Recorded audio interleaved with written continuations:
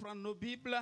Et ce matin, on pourrait se poser une question de savoir, bien-aimé, pourquoi, bien-aimé, malgré notre implication dans la maison de Dieu, pourquoi est-ce que la délivrance tarde à venir? Alléluia, alléluia. Je commence par ce questionnement parce que, bien-aimé, il nous arrive d'être assis dans la maison de Dieu. Il nous arrive de croire qu'on est enfant de Dieu. Parce que la Bible dit qu'on devient enfant de Dieu. Alléluia, alléluia. Lorsque nous ne connaissions pas le Seigneur, nous n'étions pas enfants de Dieu. Maintenant que nous avons accepté le Seigneur, comme il est dit dans Jean chapitre 1 au verset 12, car à tous ceux-là qui l'ont reçu, à ceux qui ont compris que Christ est leur maître, il leur a donné le pouvoir de devenir enfants de Dieu. Alléluia. Tu es un enfant de Dieu. Mais on peut se demander, mais pourquoi la délivrance tarde à venir en tant qu'enfant de Dieu? Personne ici ne me dira qu'il n'a pas de problème. Alléluia. Alléluia. Moi-même qui me tiens devant vous, bien-aimé, il m'arrive de me lever le matin et puis dire, mais Seigneur, pourquoi? Alléluia. Mais Dieu a toujours la réponse à cette question que je pose.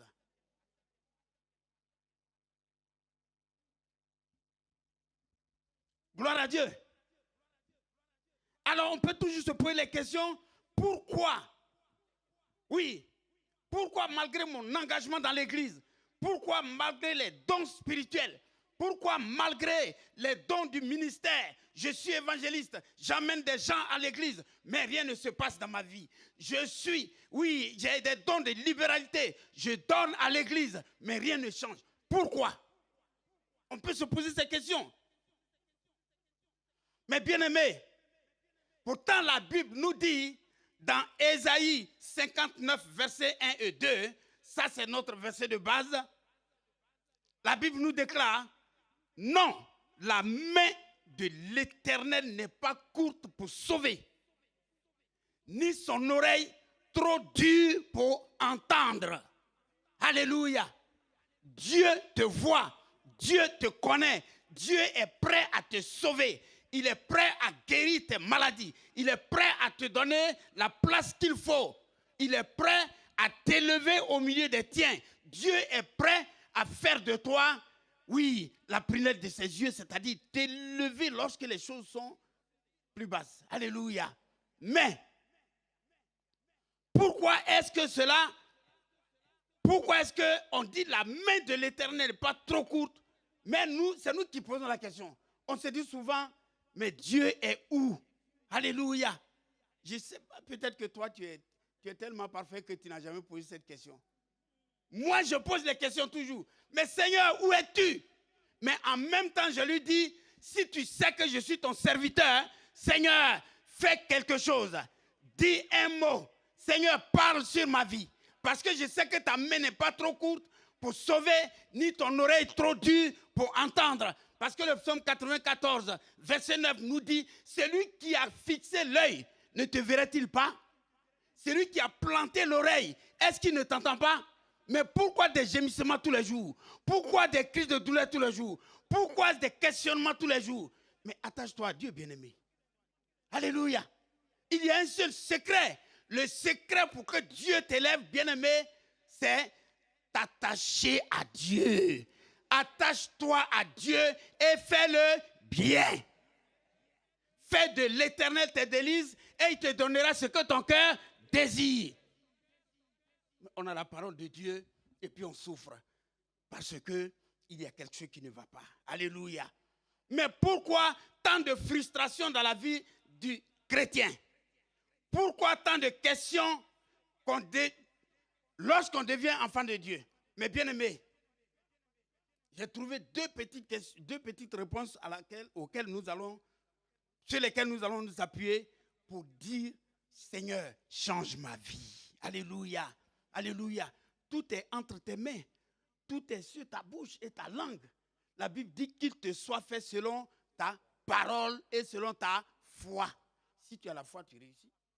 Si tu connais la parole de Dieu, tu as la victoire. Il n'y a rien qui peut te retarder, bien-aimé. Alléluia. Alors, la Bible nous dit, mais ce sont vos crimes. Pourquoi est-ce que la main de Dieu semble loin de nous? Alléluia. Moi, je suis là. Même pour dire bonjour au pasteur Timothée, vous voyez, je ne peux pas. Ma main est trop courte. Alléluia. Est-ce que tu essaies de comprendre? Mais Dieu, lui, du haut de son siège là-bas, il peut tendre la main au pasteur Timothée et lui dire, mon fils, je te donne toute la gloire. C'est Dieu ça. C'est Dieu. Il y a des fois, je peux être couché là avec ma femme.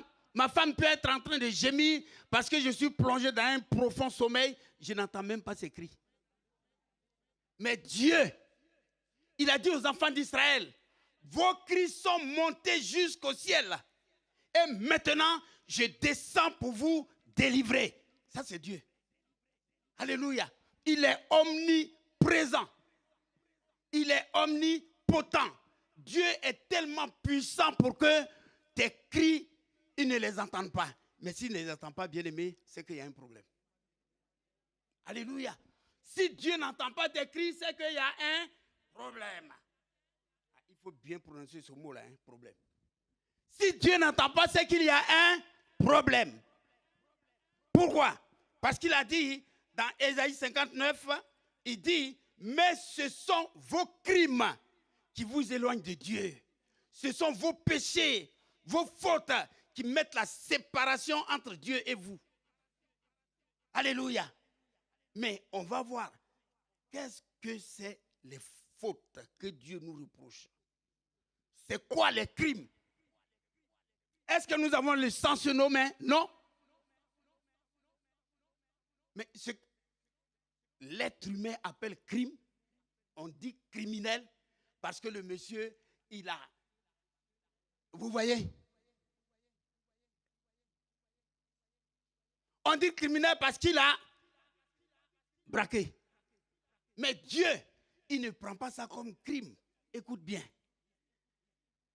Le premier crime, bien-aimé, que j'ai nommé ici, c'est la désobéissance à Dieu. Dieu trouve que la désobéissance est un crime. Est-ce que tu comprends? Désobéir à Dieu et à sa loi, c'est un crime.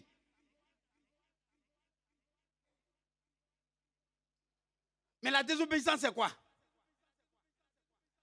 D'abord, le crime, même selon la Bible, c'est une habitude invétérée de l'homme. Le crime. Une habitude invétérée, c'est-à-dire ce qu'on ne peut pas corriger en l'homme.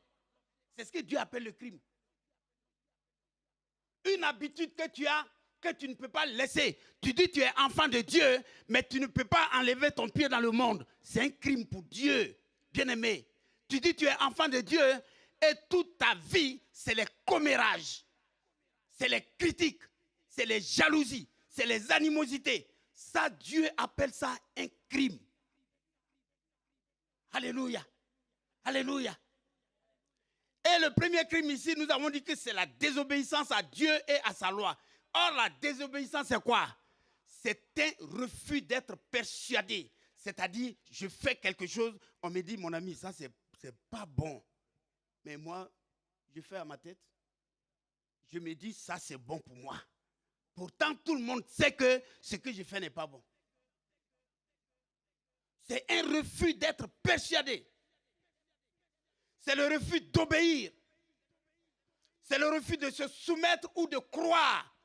Quand tu n'es pas soumis, bien-aimé, tu es désobéissant. Et Dieu n'aime pas ça. Alléluia. Non, on va se parler terre à terre. Hein. Dieu n'aime pas la désobéissance.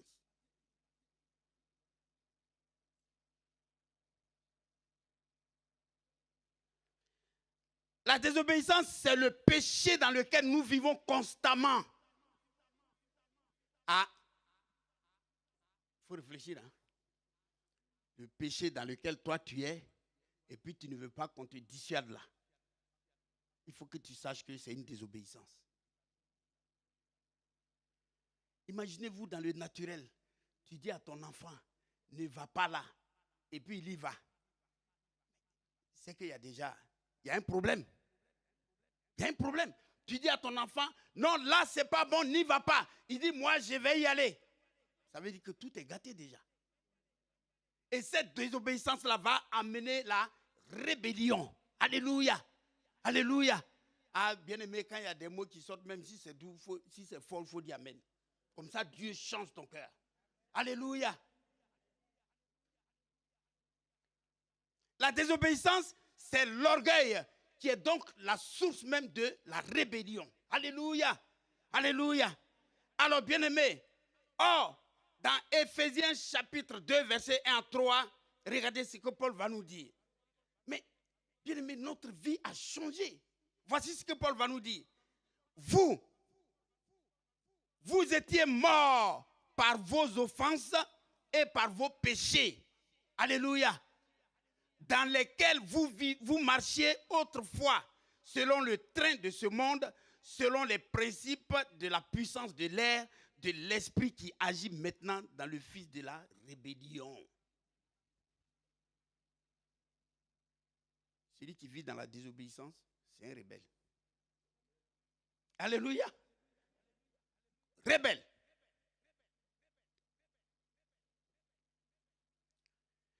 La Bible dit, nous étions aussi de leur nombre. Ah, moi, j'étais de leur nombre avant. Hein.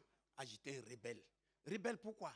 Ce n'est pas parce que simplement je m'opposais à ce que mes parents disaient, mais à partir du moment où j'enfreignais à la loi de Dieu, j'étais un rebelle. Ça, il n'y a rien à faire. Désobéir à Dieu, c'est être rebelle. Je ne parle pas de désobéir aux hommes. Mon enfant peut me désobéir. Mais je peux régler ça autrement. L'homme même règle ça, il dit, bon, vas-y, allez, fais ce que tu veux, comme bon te semble. Or, Dieu ne lui dit pas ça. Dieu ne dit pas ça. Dieu ne peut pas te laisser dans la rébellion. Dieu va t'amener à lui jusqu'à changer ton cœur. Alléluia. Alléluia. Nous aussi étions de leur nombre et nous vivions autrefois selon les convoitises de la chair. C'est-à-dire les convoitises de la chair. Galates 5, 19. Le mensonge. Alléluia. Le mensonge que vous voyez, c'est une désobéissance. Le mensonge. La dissolution. L'impudicité. L'idolâtrie. Les querelles. Les jalousies. La peur. Même la peur. Pour Dieu, la peur, ce n'est pas une bonne condition de vie. Alléluia. Alléluia. Un chrétien, les situations peuvent arriver, mais tu les prends et tu les soumets à Dieu. Est-ce que toi, tu peux aller... Mais Satan, il est puissant, bien-aimé. Ou bien, vous croyez que Satan n'est pas puissant? Il est puissant, mais l'Esprit de Dieu est plus puissant et tout puissant que Satan. C'est pourquoi la Bible nous dit, tu crois que Dieu existe. Toi, tu dis que tu connais Jésus. Mais les démons aussi connaissent Jésus. Mais eux, ils tremblent quand même. Alléluia. C'est ça la différence. Les démons savent que Jésus existe. Parce que Satan lui-même, c'était le grand, le maestro de Dieu. Et il connaît la Bible plus que vous. C'est pourquoi le jour où Dieu l'a précipité sur la terre, la Bible nous a dit dans Apocalypse, malheur à la terre. Alléluia. Malheur à la terre. Parce que votre ennemi est descendu vers vous avec une rage. Satan connaît Dieu. Il connaît Jésus. C'est pourquoi la Bible dit, toi tu dis tu connais Jésus. Mais ton Jésus là, tu le prends comment? Parce que Satan aussi le connaît. Alléluia. Alors, nous étions de ce nombre. Et nous vivions autrefois selon les convoitises de la chair, accomplissant ainsi la volonté de la chair et de nos pensées. Et nous étions par nature des enfants de colère comme les autres. Or, la Bible me dit dans 2 Corinthiens 5, verset 17, si donc quelqu'un est en Christ, alléluia, il devient une nouvelle création. Les choses anciennes sont passées, mais toutes choses sont devenues nouvelles à la gloire de Jésus-Christ. C'est ça qui est important. Alléluia. Alléluia. Changeons de méthode, bien-aimés. La désobéissance, ça c'est le crime que Dieu n'aime pas. Parce que la Bible nous dit que l'obéissance vaut mieux que les sacrifices, n'est-ce pas? L'obéissance vaut mieux que les sacrifices. Alors, bien-aimé, la main de Dieu n'est pas trop courte pour sauver, ni son oreille trop dure pour entendre. Mais si elle s'est retirée de nous, si Dieu a fermé ses oreilles et qu'il ne veut plus nous entendre, c'est parce que nous sommes désobéissants. Et ce matin, le Seigneur veut que chacun revoie sa position. Alléluia. Que chacun voit en lui ce qui ne va pas et qu'il corrige. Dieu est bon. N'est-il pas écrit dans un Proverbe 28, verset 13, que si moi, je me mets devant Dieu, je reconnais mes péchés, je les confesse, je les avoue et je les délaisse. Alléluia. Je reconnais que je suis désobéissant. Je vais devant Dieu, je mets à genoux, je dis Seigneur, pardonne-moi cette désobéissance. À partir de ce jour, Seigneur, mon cœur est circoncis à nouveau. Alléluia. Mais la Bible dit quand Dieu regarde ça, il me pardonne et il efface toutes mes iniquités. Dans Jean 1, 1 Jean 1. Bien aimé, il y a d'autres crimes. Et parmi ces autres crimes, j'ai sélectionné encore, parmi ces fautes, l'idolâtrie organisée. Pourquoi j'ai dit organisée? Une idolâtrie organisée. Ah, ça c'est fort, hein? Un chrétien qui est idole. Mais comment? Idolâtrie organisée. Pourquoi? C'est-à-dire le manque de foi qui va nous pousser, qui va pousser les chrétiens, qui va pousser les enfants de Dieu, qui va pousser les croyants, bien-aimés, à courir après cette mystérieuse aventure, bien-aimée, celle de courir après les fables. Alléluia. Des chrétiens qui courent toujours après les fables. Des chrétiens qui ont la démangeaison d'entendre des choses bonnes, mais qui ne veulent pas écouter les bonnes choses. Quand on dit dans cette église, il y a la parole de Dieu, ah non, on ne veut pas. Non. Pourquoi on n'appelle pas les prophètes dans cette église? Pourquoi est-ce qu'on ne vient pas nous imposer les mains? Vous croyez que c'est les impositions de mains qui vont me guérir? Non. C'est la parole qui libère, c'est la parole qui guérit, c'est la parole qui donne la vie, c'est la parole qui est le chemin, c'est elle qui est la vérité et c'est elle qui est la vie. C'est la parole qui peut te libérer, c'est la parole qui peut te guérir, c'est elle qui peut te consoler. Bien-aimé, quand tout ne va pas, la main de Dieu est tendue comme ça pour te sauver. Mais si tu laisses la main de Dieu, si tu laisses la parole de Dieu et tu vas consulter les idolâtres, bien-aimé, Dieu retire sa main. Sinon, la main de l'Éternel n'est pas courte pour sauver, ni son oreille trop dure pour entendre. Dieu entend toujours. Crie à Dieu, parle à Dieu, demande à Dieu ce que tu veux. Alléluia. Bien-aimés, les chrétiens sont ballottés de toutes parts parce qu'ils n'aiment pas ce qui est bon. La main de Dieu se retire de la vie des chrétiens parce que les chrétiens n'aiment pas là où on dit la vérité. Mais ce n'est pas notre cas ici. Hein. Parce que chaque fois que je viens ici, je suis content. Alléluia. Quand tu arrives dans une église, ah mais Dieu même nous a dit non. Il dit, tu arrives dans une maison, s'il n'y a pas la paix de Dieu, secoue un pied et puis vas-y. Alléluia. J'ai secoué mon pied un jour dans mon travail.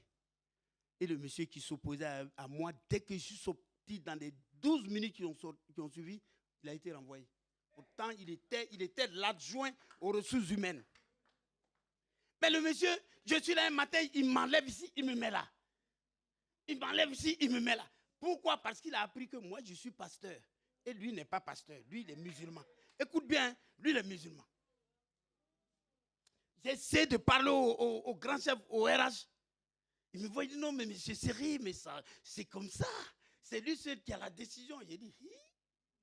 Donc, lui seul, il a la décision dans l'entreprise. D'accord.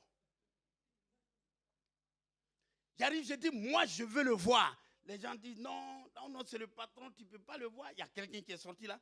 Oui, je suis le représentant de monsieur Tantan, oui. Et votre problème? J'ai dit, je n'ai pas de problème, je veux voir le chef. Il n'a qu'à descendre. J'ai dit, il n'a qu'à descendre. Lui, il est là-bas, il est derrière, il me voit derrière les caméras. Il ne peut pas sortir. Moi aussi, je suis là. J'ai dit, je vous donne jusqu'à 11h30. Je suis arrivé à 9h, le monsieur n'est pas sorti. J'ai dit, je vous donne jusqu'à 11h30 et je sors d'ici. Mais ce que vous allez créer, ce n'est pas bon. Il y a un Camerounais qui est dans le bureau, il dit, j'ai dit, lui, il a compris. Mais quand le monsieur, à 29, j'ai dit, je sors. Je sors, mais dites à ce monsieur-là, il va avoir des problèmes. Ce n'est pas moi. Mais moi, je sors. Quand je suis sorti, j'ai poussé la porte, j'ai fait ça. Je suis parti. Non, mais bien aimé, est-ce que tu sais que tu as une puissance en toi? On n'a pas dit d'aller voir les sorciers pour avoir cette puissance-là. Dès que je suis arrivé, c'est lui-même qui m'a fait un message. J'ai les messages dans mon portable ici. Oui, mais monsieur Seri, vous ne voulez pas, coopérer avec les gens, vous êtes trop dur. Mais attends, toi tu es le patron. Moi je suis ton subalterne, c'est moi qui suis dur. Mais c'est que tu n'as rien compris. C'est que tu n'as rien compris. Le lendemain, remplacé. J'ai dit gloire à Dieu. Et ceux qui croient en Christ, ils m'ont appelé, ils ont dit, mais non, pasteur, ton Dieu est fort. J'ai dit, mais vous n'avez rien vu. Mon Dieu est trop fort. Il ne faut pas jouer avec un enfant de Dieu. Mais vous avez la puissance en vous et vous croyez que la main de Dieu est courte. La main de Dieu n'est pas courte pour sauver. Son oreille n'est pas dure pour t'entendre. Là où tu es devant la situation et puis tu dis, Seigneur, est-ce que tu crois que ce monsieur-là, il est au-dessus de moi? Et Dieu va te répondre. Il te répond immédiatement. La main de Dieu n'est pas courte pour sauver, bien-aimé. Alléluia. Alléluia.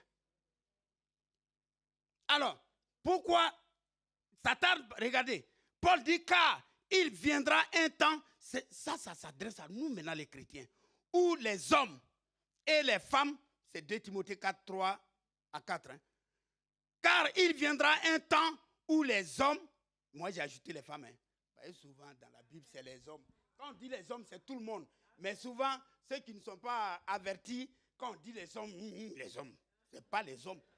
Car il viendra un temps où les hommes et les femmes ne supporteront pas la saine doctrine. Alléluia. Mais ayant la démangeaison d'entendre des choses agréables, ils se donneront une foule de docteurs selon leurs propres désirs. Alléluia. Détourneront l'oreille de la vérité et se tourneront vers des fables. Alléluia. Ils se tourneront vers des fables. Oh, il y a un prophète qui arrive. Ah. Et on vide les églises, on suit les prophètes. Alors que là-bas, il y a déjà eu une communauté qui est là, qui est préparée pour accueillir les gens, pour élever les sentiments des gens, les problèmes des gens. Un pasteur qui est arrivé, j'ai dit, je ne te reçois pas dans mon église. Il voulait se louer. Non, je suis prophète. J'ai dit, ça, ce n'est pas mon problème. Un jour, le doyen qui est là, le doyen Tino, il arrive, il dit, mais pasteur, tu avais raison. Mais ce monsieur-là, on l'a dénoncé à la télévision. Il paraît qu'il a un groupe dans le secret qui relève le problème des gens. J'ai dit, tu n'as rien vu encore. Si toi-même tu les suis, tu vas revenir ici paralysé. Moi, je ne vais pas prier pour ça. Bah oui. Alléluia. Non. Si tu vas chercher ton problème, tu reviens, on va réparer où tu as pris ça. Mais si toi-même, si tu n'es pas à l'origine de ton problème, le Seigneur va me dire, prie pour ton frère. Alléluia. Et je n'ai même pas besoin de t'imposer les mains. J'ai dit au nom du Seigneur Jésus-Christ, retrouve ta guérison. Et puis tu es guéri. Alléluia. Alléluia. C'est ça, bien-aimé. Alors la démangeaison des choses agréables ne nous profite pas, bien-aimé. Ça, c'est la deuxième raison pour laquelle Dieu s'éloigne de nous et il ne nous écoute pas.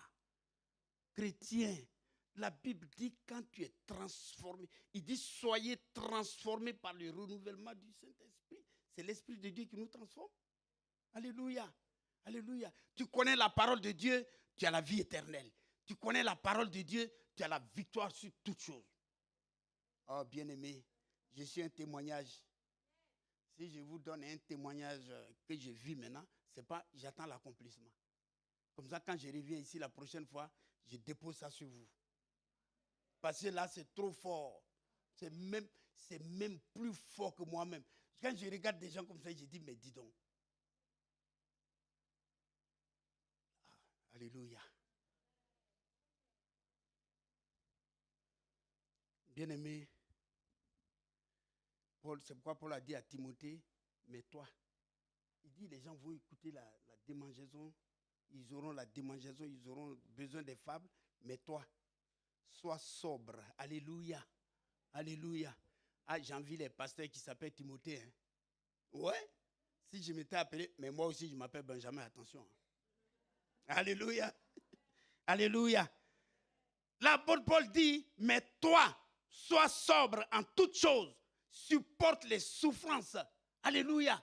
Un chrétien doit supporter les souffrances, sachant que son Dieu peut tout, sachant que la main de Dieu n'est pas courte pour sauver, ni son oreille trop dure pour entendre. Un chrétien doit supporter tout, les souffrances. Il dit supporte les souffrances. Alléluia. Fais l'œuvre d'un évangéliste accompli. Le fait même que tu invites quelqu'un à l'église, bien-aimé, tu es en train de remplir. Je ne sais pas s'il faut appeler ça un panier ou une gourde ou une cuvette, prends ce que tu veux. C'est-à-dire, Dieu, il met au compte-goutte, ça tombe comme ça. C'est comme un sablier, ça tombe. Doucement, doucement. Plus tu envoies des gens à l'église, fais l'œuvre d'un évangéliste, remplis ton ministère. Alléluia. Bien-aimé, ce que Paul a dit ici à Timothée s'adresse à nous tous. Tant que nous, en tant que chrétiens, nous ne nous attendons pas à Dieu, le succès va s'éloigner de nous. Tant que nous ne croyons pas que Dieu peut tout, la maladie peut nous vaincre. Alléluia. Alléluia. Mais dans la Bible, il y a des gens qu'on ne peut même pas appeler des gens de foi, mais qui ont reconnu le Seigneur. Regardez le centenier romain. Il dit, je ne suis pas digne, Seigneur. Il dit, maître, toi tu es maître, mais moi, je suis un général. Je donne des ordres aux subalternes et ils obéissent. Mais toi, personne n'est comme toi. Dis seulement un mot sur ma situation. Alléluia. Je sais que ta main n'est pas courte pour sauver, ni ton oreille dure pour entendre. Dis un mot sur mon serviteur. Alléluia. Alléluia.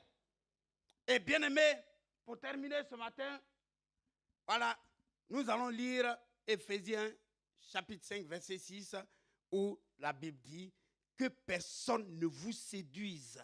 Alléluia. Que personne ne vous séduise par de vains discours, que ce soit les pasteurs, que ce soit les chrétiens, que ce soit le monde, que personne ne vous séduise par de vains discours.